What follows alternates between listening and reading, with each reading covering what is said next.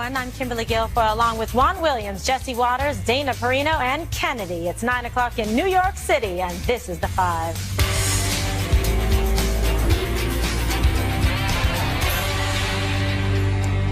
In perhaps his highest profile speech on the world stage, President Trump addressed the United Nations today, where he pulled no punches and put rogue nations on notice that the United States will not let their antics go unchecked. Mr. Trump had perhaps his harshest words for North Korea. The United States has great strength and patience, but if it is forced to defend itself or its allies, we will have no choice but to totally destroy North Korea. Rocket Man is on a suicide mission for himself and for his regime. The United States is ready, willing, and able, but hopefully this will not be necessary. Iran got a piece of his mind, too. Remember on the campaign trail when President Trump attacked President Obama's nuclear deal with the Iranians? Well, it doesn't seem Mr. Trump has changed his mind much. The Iran deal was one of the worst and most one-sided transactions the United States has ever entered into. Frankly, that deal is an embarrassment to the United States, and I don't think you've heard the last of it, believe me. It is time for the entire world to join us in demanding that Iran's government end its pursuit of death and destruction. All right. Well, so, Jesse, I'm going to go to you because we were probably delighted today to listen to this speech, but very firm, harsh, specific words to people that would do the U.S. harm or are bad actors on the world stage for dictatorships, for Rocket Man. Rocket Man. They're on official notice from the UN and President Trump. They are. It was time for the UN to hear a little blunt talk, and I think President Trump delivered. He framed it as a moment between great promise and great peril, and said that there needs to be three pillars in order for the world to be successful. One, sovereignty. He elevated the concept of the nation state back again, where the nation state protects borders, it protects its people, it doesn't try to impose its will on other cultures, it respects other cultures, but it respects the rule of law. And he did say he believes in America first, just like all countries believe in putting their country's interests first. Second pillar, prosperity. Capitalism delivers wealth for human beings, not socialism. And then finally, security. He challenged all nations to confront the scourge, he said, of the modern world, which are these rogue regimes, to be accountable, to fulfill the UN mission, and to rid these real evil regimes from the world. And he put two on notice, one North Korea, and said, you know, you're starving your own people, you're assassinating citizens, you're torturing them. And he shamed other countries that are trading with the North Koreans or banking with them or arming them, and said that if they threaten us or our allies, we will obliterate you. And I considered that a very clear and deliberate and responsible articulation of the U.S. defense posture on the peninsula, because you don't want to have any ambiguity there, because there can't be any miscalculation. So I thought that was good. And then, boy, did he put the Iranian regime on notice. They also destroy their own country's citizenship when they rob them of their oil wealth and use it to fund terror abroad, or use it to cause civil wars in the Middle East. They're taking away the internet access. They're ripping out satellites. They're imprisoning students. They're shooting unarmed protesters in the streets, and said, you know, we're going to look at this Iran deal, because he said the Iran deal, he's worried, is a cover for the pursuit of nuclear weapons. So that might be ripped up. But on those two fronts, he said he's not the enemy of the people in those countries. Right. He's the enemy of the regime. And I thought that was responsible, because he framed it as a way to say, we're addressing a security threat, but also a humanitarian crisis, and that appeals to a lot of people at the UN. All right, so Dana, let's get your review of the president's comments, and do you think that he made some points not only here at home, but on the world stage? Absolutely. So the UNGA speech is always an important one, and the first one is really critical, because you've spent the first 8 months of your presidency sort of getting everything in place on the foreign policy stage, and then you start to define it. And I thought today he certainly met the challenge, both intellectually and rhetorically. And thematically, what was interesting was that you saw the convergence of sort of traditional Republican thought with his version of American nationalism. And so you start to see what the Trump doctrine really would be. I also saw today that his approval rating has ticked up 3 weeks in a row. And, you know, what happened 3 weeks ago? You start to have him, 6 weeks ago, General Kelly is there. There's a different flow of information. All of this stuff starts to really solidify. So he spoke clearly and effectively. There can be no ambiguity about what he felt and thought. What he will do is still open to interpretation. And I think that's also part of his style, that he has said, I'm not going to telegraph everything that we're going to do. And I thought that when he talked about sovereignty, he wasn't talking about walling off the cultures necessarily, although some people might want to sort of take it that way. But I think it was something to be said about Europe and the migrant crisis and what he thinks as the destruction of some of those cultures, as he saw in the Warsaw speech. So all in all, I thought it was great. I also would just say I thought it was the most clear shot against socialism. Yes, definitely. That the United Nations has not heard in a long, long time. And he paused for the applause. And even when they were sort of reluctant to applaud him, he waited. And that is a gift. He forced the clap. You're like, where's the clap, people? He didn't have to say, please clap, though. No, he didn't, and then it came. So what did you make of the comments today, Kennedy? And obviously Israel would be quite happy and pleased with them. Yeah, and we knew that there was going to be a partnership and a dovetail with Israel, particularly with the Iran deal. And it's interesting because, you know, we've seen in the past, particularly with President Obama, going before the UN General Assembly, wanting to be the good cop and wanting to be liked. And I think there's a big difference here. I think the president actually defines himself better when he discusses foreign policy. And there may be elements that I disagree with, and there may be elements that limited government people disagree with, but you can't fault him for pulling back on his message. And, you know, he didn't treat it like a sermon. He didn't treat it like a campaign speech, but it was almost an interesting marriage of some of the bland teleprompter speeches he's given in the past and the fiery campaign rhetoric, because he had a lot of energy, but a great deal of focus. And Venezuela was absolutely spot on. And he said, this is not what happens when socialism fails. This is what happens when socialism does what it is meant to do. And I thought that there was a lot for him to offer and for people to digest. And for those who were looking for missteps, he was strong on North Korea, where it's benefited him in the past. The interesting point on North Korea is he's very happy to play bad cop. He's very happy to be the tough person. I'm not confident that there is a good cop counterpart within his administration, and I don't necessarily have faith that Rex Tillerson can fulfill that role. I think they're still trying to find the other side, the other diplomatic side, and I think Nikki Haley might be the closest to that, though I think she still needs as much more experience in order to fulfill that role. Okay, and next up we have Venezuela. So I'm just going to call for this right here and get to your response. So as we mentioned, the president also singled out Venezuela at his address today, and he warned the U.S. could take additional steps to restore democracy to the socialist dictatorship that's on the brink of collapse. The socialist dictatorship of Nicolas Maduro has inflicted terrible pain and suffering on the good people of that country. This corrupt regime destroyed a prosperous nation by imposing a failed ideology that has produced poverty and misery everywhere it has been tried. Juan, what do you make of this direct play going on the offense against, socialism and targeting Venezuela? Especially, it's been so prevalent in the news lately, just the unrest, the loss of human life, loss of human dignity. His focus on that today, and then your overall thoughts on the speech. Well, I think it's to be applauded. I mean, I don't think there's any question that people watching what's going on in Venezuela now, largely rooted in what took place under Hugo Chavez, and again tied into Fidel Castro and that whole ideology down in Latin America that is very suspicious of the big American companies that do business there and some of their excesses in the past, but has used that now, I think, really to bring in socialism, and it's not benefited the people of Venezuela.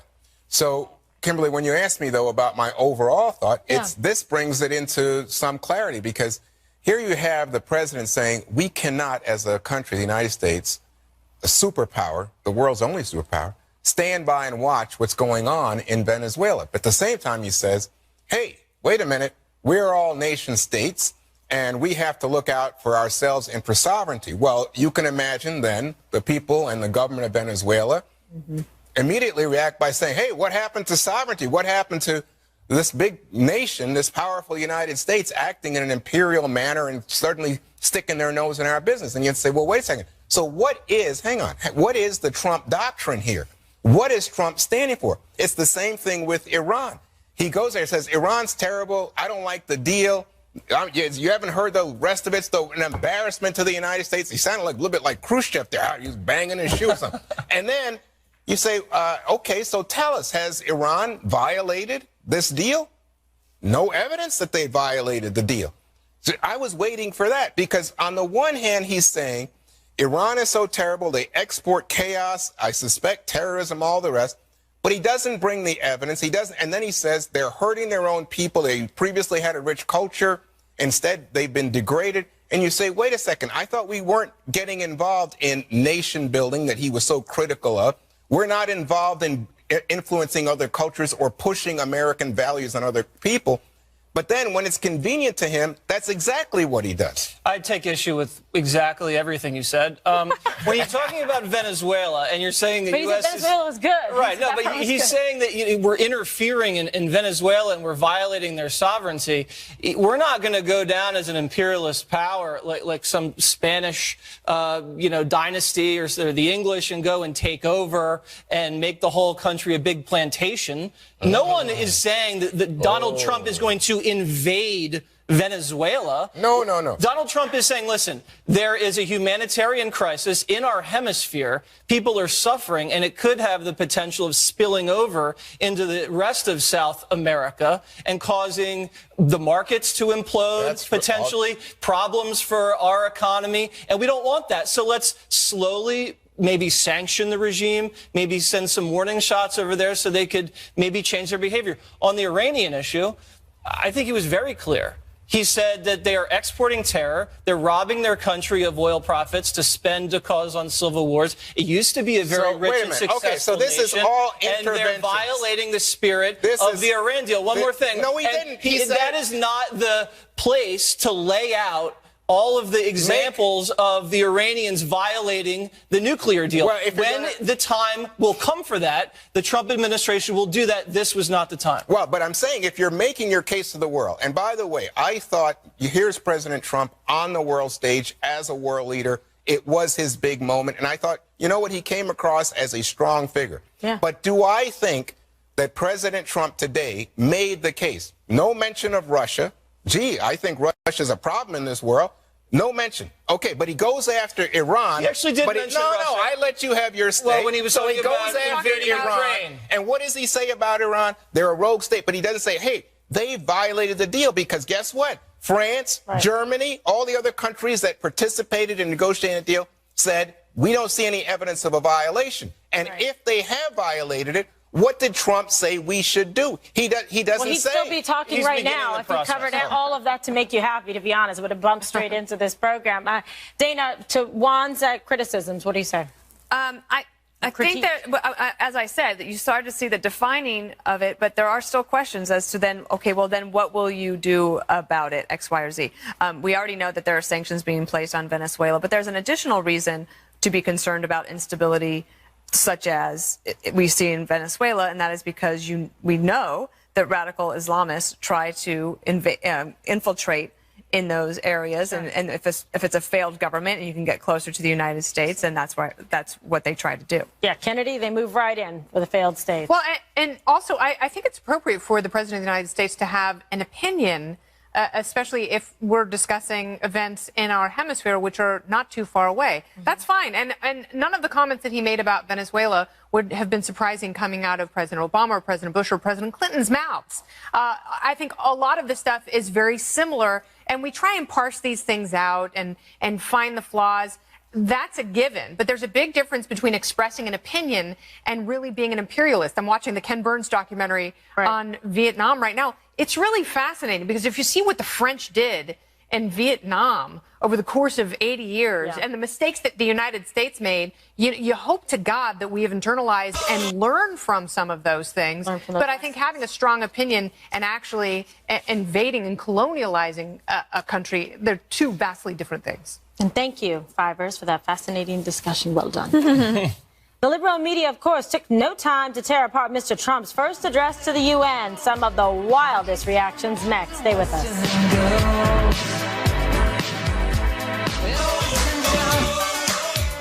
Welcome back. While several of President Trump's allies called his UN speech today one of his best ever, many in the mainstream media had a different take. If you read the president's words, he said the conditions for totally destroying North Korea would be a force to defend ourselves and our allies. You could read that possibly to even open up a justification for preventive war against North Korea. That is a potential justification, but the words totally destroying a nation of 25 million people, that borders on the threat of committing a war crime. Why does he have to be so provocative all the time? We're talking about annihilating millions of people. This is not baby stuff. This is a guy who was leading The Apprentice, as now is talking about nuclear war. I can't take it. Look, this wasn't a speech. This was a sermon. And he wasn't a president. He was a preacher up there, given his dark world view about threats and conflict.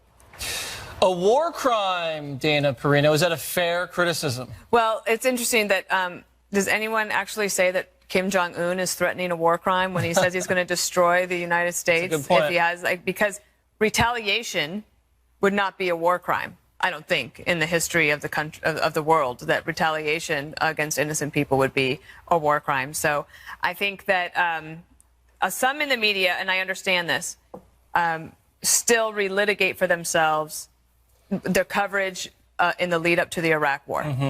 And I actually think that the intelligence here is not in question. No, there's rockets flying everywhere. We actually can see it. Right. So I think this is a very different situation. Kimberly, you knew this was going to happen. He gives a very, very pro-American, pro-human speech, which was well received by most people. But the media seizes on the one assertive comment he makes about North Korea. Come on. Well, I would imagine that they thought carefully when they put that line in there, and it's based on their intelligence gathering and what they know, what works with him. This has become a full-time job dealing with the Rocket Man. Like, he has a funny name, but he's a really bad guy. The only solace is he won't live forever. But, you know, that family carrying on in the way that they have, you know, he's just as bad, or probably even worse, more impetuous and impulsive and radical than his father. He murdered everybody in his family pretty much at this point. And the way he eats, too, he can't live forever. I'm worried that he's going to like the nickname Rocket Man. Thing. You think it's too like, he's going to be like, yeah, nice I'm the Rocket Man, because he loves American pop culture. He probably loves Elton John. He's like, yeah, he likes the image of being a Rocket Man, and the way he translates it to his people, it was probably like, I am the greatest person that ever was to walk this earth. You think Trump made a bad nickname choice, Dana? I actually think the president has never made a bad. This one you like? I like ones that are not about Americans. How about that? Okay, that Tell the behind the scenes right here, because Jesse was like, "This is the greatest." And Dana's like, "I actually like this one." I'm wondering if he didn't like Lion's Head. Not a fan of Lion's Head. He has to pay royalties to Elton John and Bernie Taupin for using the nickname, because that's quite possible. It's not surprising to see people react with hysteria. And they haven't quite gotten the concept that that's not the best way to counter this president. If you're going to level a critique, do it calmly and rationally, and they never are capable of restraining themselves to step back for a minute and even do some basic fact checking. You know, Terry Moran's going off there half-cocked, and all of a sudden he's an international lawyer ready to frog march him to The Hague.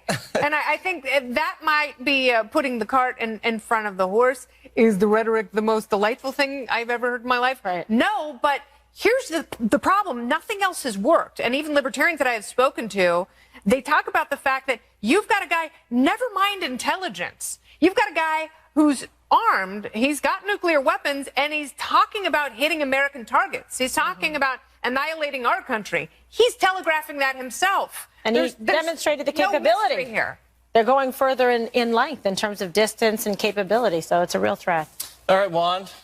Well, I mean, I think that the question is our behavior. I don't think there's any doubt about what Kim Jong-un's up to. I think everybody thinks that he's, you know, loose screw or whatever you want to say about him. What strikes me is when the president, who previously was talking about fire and fury, and everybody said, oh, well, look, it's calmed down. Well, it didn't calm down. In fact, there have been more tests than ever now, and with a higher grade of munition in the missiles and going farther and more of a threat to our allies in the region. So now he comes back and he says, you know what, we're going to totally destroy them. So now, media on the left, from your perspective, from my perspective, just people who are media said, wow, that's kind of, you know, incendiary language talking about nuclear war. And then everybody said, no, no, no, it's not nuclear war. But it is. That's what he's talking about. And you know what? If you're going to destroy them, then you have to think about consequences. But again, this is President Trump, who loves not only nicknames, which I think is an act of genius on his part. He gets the greatest nicknames.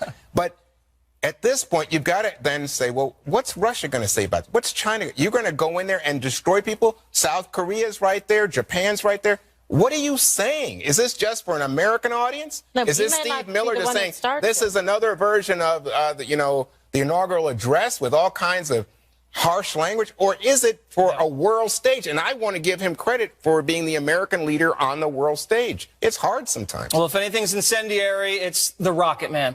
Coming up, was Trump Tower wiretapped, as President Trump alleged months ago? Some stunning new developments up next. Well, hello, you. According to a report, the FBI surveilled President Trump's former campaign chairman, Paul Manafort, both before and after the election as part of a criminal probe.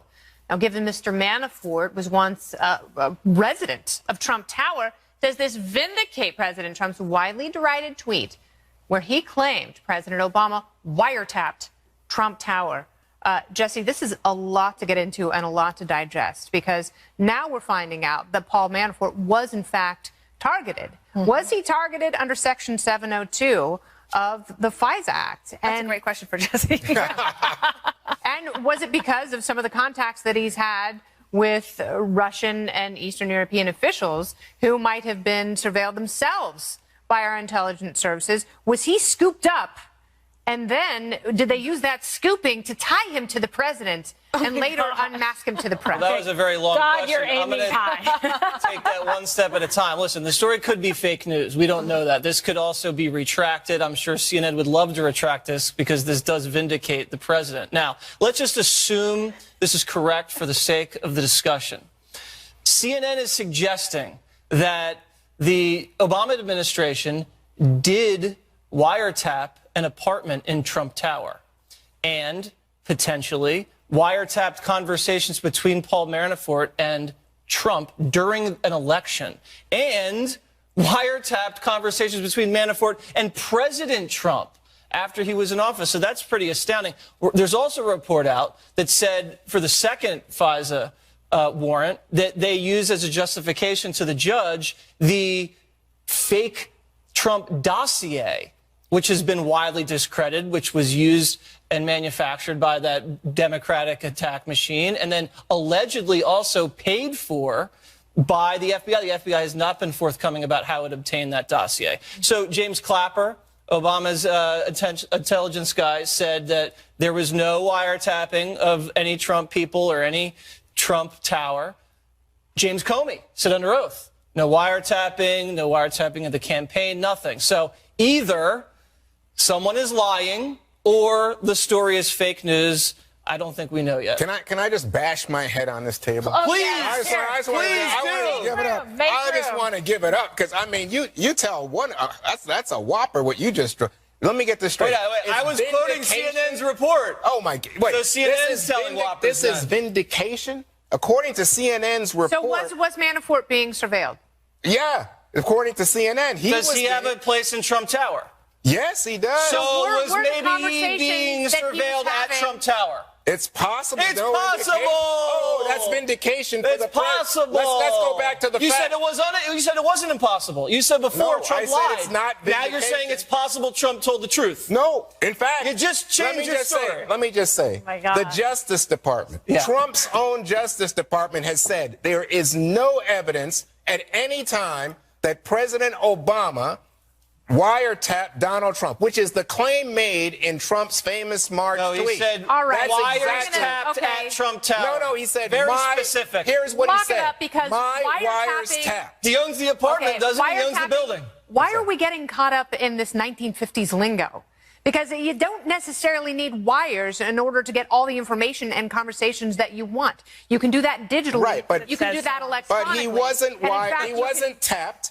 There was no Okay, authorization let's say- from Obama and no political Let's say motivation. that a FISA judge gave the intelligence apparatus the freedom to go ahead and Correct. gather some of that information. Yes. Which could have been emails. It could have been phone conversations. It could have been cell phone conversations where you don't need wires to tap into. But it was Paul some Manafort. magical It was electrical Paul box. Manafort, not Donald I think Trump. this is all missing the point. What's the point? It is true that America deserves more information and soon about why a presidential campaign of the party that is out of power was being surveilled. But I do think that the point is that Manafort never should have taken the job in the first place. This goes back to 2014. Yeah. The guy's got lots of business dealings, and it's not just FISA, it's FARA, the Foreign Agent Relation, whatever that is called. Right. And his and right necessary now, disclosures. I think what is happening is if I walk into a bar and that bar is being surveilled and I start talking, does that mean that I've been surveilled? No. And so what I think that Manafort was very irresponsible in taking the position in the first place. He did it for no pay, okay? And then if it turns out that they were wiretapping Manafort inappropriately, fine. But I would say that right now But when is he it is looking appropriate? down the barrel You of a gun. don't know. You have no I way don't of know, defending but I'm yourself. saying You that don't know. If you haven't done anything wrong, you can still be caught up in this this is- net. I hear what and she's that, saying. that is I very understand. problematic. So what Dana said pretty consistently, right? You've been saying is that Manafort did put the president in a bad position because he knows what his business dealings and interactions were. and then he improperly disclosed some of those. Correct. And so then put the president in what has turned out to be a compromising Absolutely. position. And if you know in good faith that you have that and you're going to take a role for free or not, okay, with the president of the United States, you have to be very forthright and forthcoming about it and say, you know So what, should I you don't want to assume get that anything. he was being spied on. I don't know. I don't think it's spying. No, if you've but- done yeah. some, I think if you're Manafort and you're dealing with the kinds of, if you go back and look at his client list, and you know the kinds of things that Yeah. he's been involved in, like, you might assume that you could possibly Well, be the in trouble, person- He's which kind is of a illegal. shady guy. Yeah, but the person who hired him to be a campaign manager also has some responsibility here. But I also think the president being touched by this form of spying He shouldn't have taken but we the don't job. know yet. needs to stop know- yeah. calling We for don't Section know. 702 to Right. be. But all of We them don't know yet, wiretap though, if it's FISA or Right. if it's a federal judge issued it under Article 3. Initially and at FBI and then Exactly. FISA. So is it FBI? And then if so, and the FBI did it, and Comey, how could he not know if his own FBI was wiretapping? So that's a big problem for him. That's another layer Same of with this. Clapper and Rice. Absolutely. So then they can, and by the way, And Rice. we found out Rice, this week Jarrett that she would have unmasked. access then to that information. And then, yes, the president could have been caught up in it because it was going well into 2017, which again puts the president in a compromising position. If I It's very could also messy. just say, I do think that Paul Manafort is staring down the barrel of a gun between DOJ and FBI, and they're trying to put ultimate pressure on him, either to flip, and it has to make a lot of people very concerned, because it wasn't just that he was calling President Trump after the election even, okay? Now you actually have, who else did he talk to? So now you have all of these people being called in to talk to the grand jury or the investigators who know that they could possibly be on tape having talked to him. And I don't necessarily blame President Trump for hiring him. I think that Paul Manafort made a terrible decision and put the president in a bad spot. But I think you also have to take responsibility for your campaign and the people that you hire. Yeah. And you also have Well, to he have a should. better vetting process. Right. Because if you've got someone who is so filthy and scummy that they're talking to foreign governments and they're going to entrap you and ensnare you in their deals and potential future legal problems, you have to make sure that you've got a clean slate when you're going to run. Look where this stands now. Not so much on collusion, but financial crimes, and that's where I think. Just before we go, let me just say to Jesse, this does not vindicate the president for saying that President Obama had wiretapped him. Zero. Vindicated. Yeah. Everybody in the audience knows There you go. There you go. A fantasy. Well, fantasy football. Your fantasy is going to come true very soon because when we return, are Republicans finally going to kill Obamacare? Stay with us.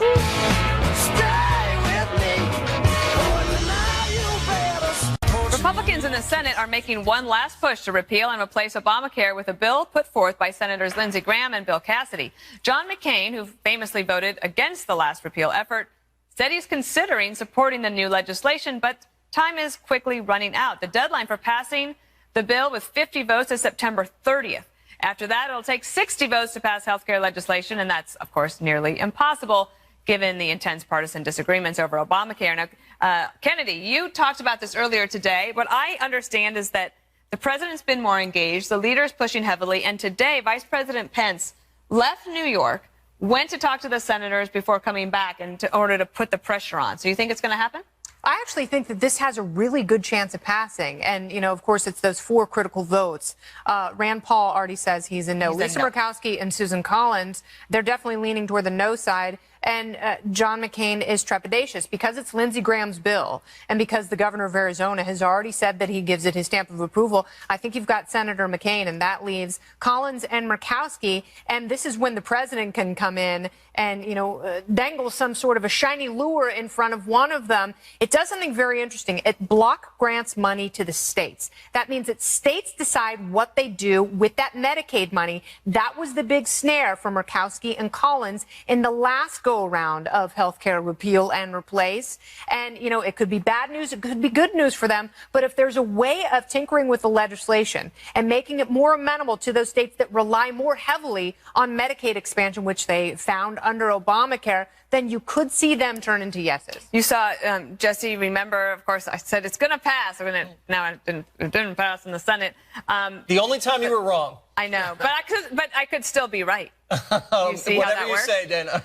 Meaning that I think that if they can get this CBO, which is Yes. like the little number that tells them how much it's going to cost, they're expecting that early next week. If they can get that and get this passed by Saturday, they're in. Yeah, I mean, you could see Trump having repealed Obamacare, tax reform, and DACA, and massive border funding all by the end of the year. That could be a huge turnaround from what we saw in the first 6 months of the year. I'm just cautioning the Republicans, when you tinker with health care, make it a soft off-ramp for people because you do not want to disrupt the markets and rip health care away from people, especially with the midterm elections right around the corner. They have to do this in a responsible way, and I just hope it works out because I agree with you. I think it has a good shot. And the senators, apparently, as I understand, Kimberly, they have a lot of eagerness to try to succeed here.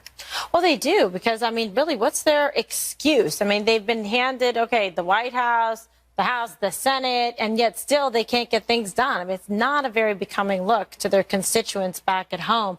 Their approval rating, if just when you think it couldn't go any lower, it possibly indeed could. You know, this is probably their best and like sort of final shot. You know, the buzzer's running out. Let's see if they can hit a 3-point shot. And it almost seems, Juan, like the Democrats had sort of thought, well, Republicans didn't do it, so I guess we'll just try to figure out and tinker with it later. But all of a sudden, it's like the sneak attack. And it could actually get done. And Democrats are doing a red alert today. Call your congressman. Like, this could actually happen. Yeah, because it's pretty close. And this is what everyone's talking about. It, you know, the whole discussion about Governor Ducey in Arizona and John McCain. McCain said he was concerned and wanted to hear from the governor. The governor now says he's on board, even though this plan would more than double the number of people without insurance in the state of Arizona. So, and then there's lots of questions about a matter of principle on McCain's part. But the big thing to me is, and this goes back to what you're talking about, Jesse. So let's say it happens. What is the response? You talk about a soft off-ramp for people, but the reality is it does away with a lot of the protections, the consumer protections for things like pre-existing conditions.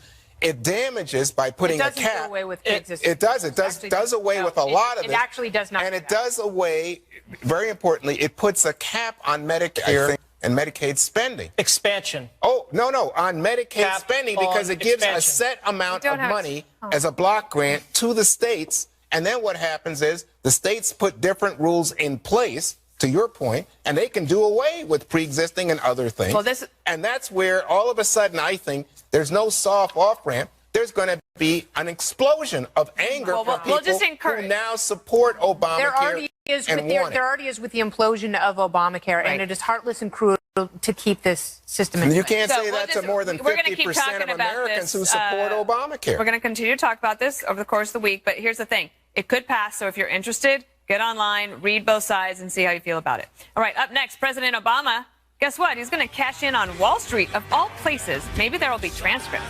Stay with us.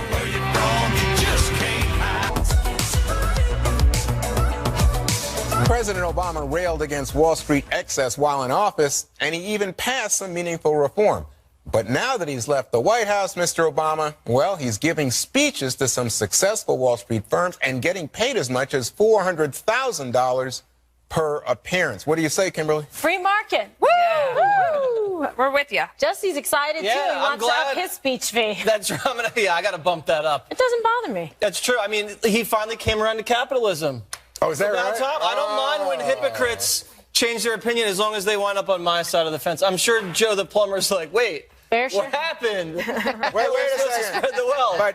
But Dana, what happened? Remember, Hillary Clinton was pilloried for taking big money from Wall Street firms. Actually, as I recall, on the left she was, but from the right, the call was for her transcript, so you could see if she was being transparent behind the scenes. President Obama is never going to run for anything else, so he doesn't necessarily have to worry about that. And I am all for successful people doing well. Yep.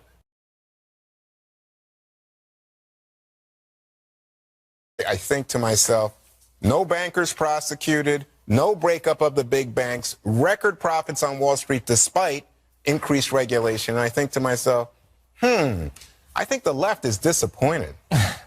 Good. I hope it's Elizabeth Warren Wheat, because you know what? This is how the free market works. And he's not peddling influence and power. He didn't create the Obama Foundation to take $25 million from Saudi Arabia. You know what he's doing? He's transparently taking $400,000 a pop so people can listen to him spin a boring yarn about his time in office. So, hey, you know what? It works both ways. They're getting something, he's giving something. And to just point that, my friend, is But he still exercises influence, I think, tremendous influence in our politics, especially in Democratic Party politics. And I wonder if the left is going to be upset with him about this. What about the Wall Street money? Now he doesn't mind it so much. All right. It on.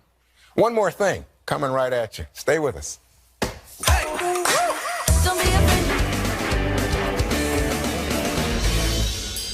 It's time now for one more thing, and I just want to take a moment to say that we're praying for the people of Puerto Rico, my hometowns, who are currently bracing themselves for a potentially devastating direct hit from Hurricane Maria, which could be, in fact, the first Category 5 hurricane to strike them in close to a century. So it's expected to make landfall by tomorrow morning and could produce more than 12 inches of rainfall, which would cause life-threatening flash floods and mudslides. And our dear producer, my friend Sean O'Rourke, his great-aunt Connie lives in Toalta, Puerto Rico. So we're praying for her and many others as well that are affected by it. And I also want to say happy birthday to Robert Meyer. I called him today because his wife asked me and emailed me out of the blue. Happy birthday to you, sir. And we all thank you for watching the show. Indeed. Juan. Well, hurricanes everywhere. And guess what? Upsetting news from Mexico. A terrible earthquake rocked Mexico City this afternoon and the surrounding area, 7.1 magnitude. This is the second big earthquake to hit Mexico in the past 2 weeks.